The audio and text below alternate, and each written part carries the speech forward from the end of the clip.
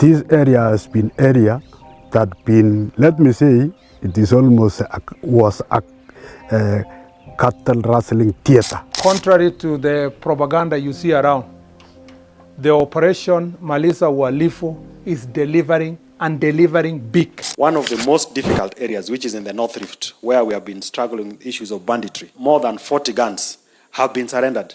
At the close of the year 2023, I had 258 learners. At the close of last year, I had 548. Watoto walikuwa 10 kwa hii shule, kwa secondary school ya Yatia. So ukiona saa hii si ni wengi. So to mean that the government has done a lot.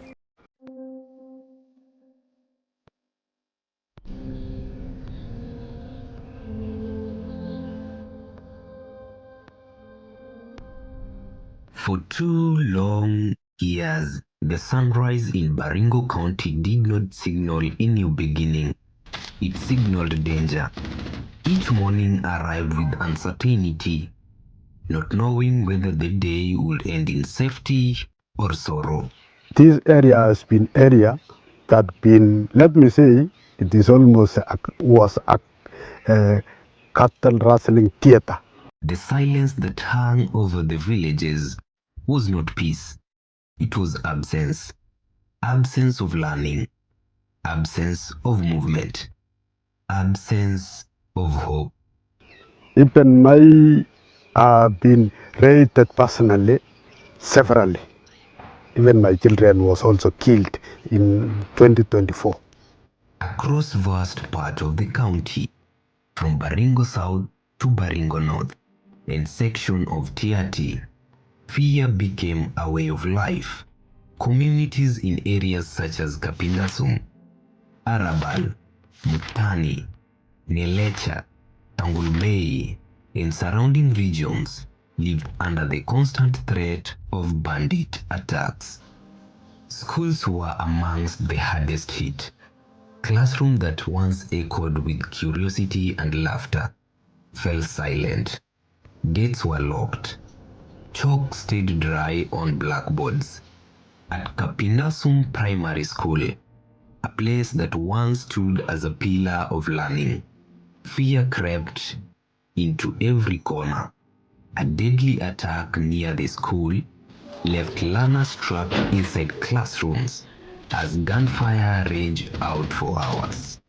That moment changed everything. For too long, fear replaced future, but silence is not permanent state. I want to assure the people of Kenya that contrary to the propaganda you see around, the Operation Maliza Uhalifu is delivering big. It is delivering, and we are not going to go back. Through decisive government intervention and unwavering commitment to restore peace, the tide began to turn. One of the most difficult areas, which is in the North Rift, where we have been struggling with issues of banditry. More than 40 guns have been surrendered. And this is because of the close working collaboration that we have with the public, and also that is being spearheaded by the leaders of government. From January 2023, that was the start of a good genesis, whereby we saw that the prevailing situation was actually favoring our learning. So we moved to these grounds, and at the close of the year 2023, I had 258 learners. As at the close of last year, I had 548. That is close to 300% increase as a result of security coming to normal.